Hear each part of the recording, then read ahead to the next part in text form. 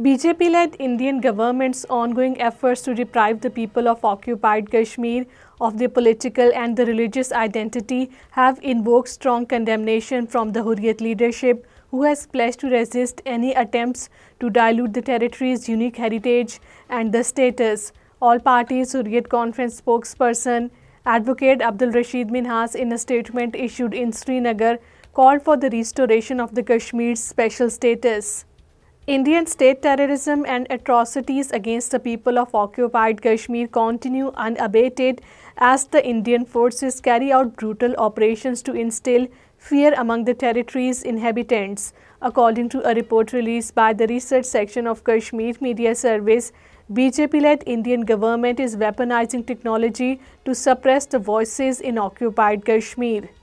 The debate over the restoration of occupied Kashmir's special status dominated the assembly proceedings when Khurshid Ahmad Sheikh, brother of the jailed MP Engineer Rashid, and the MLA from the Awami Ittehad Party displayed a banner demanding the reinstatement of the Article 370.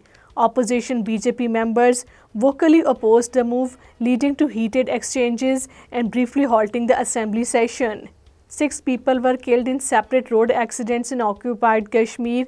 4 people, including a minor, died, and 2 others were injured when a vehicle skidded off the road and rolled down into a deep gorge in the Ganjot-Mahor area of the Riyasi district.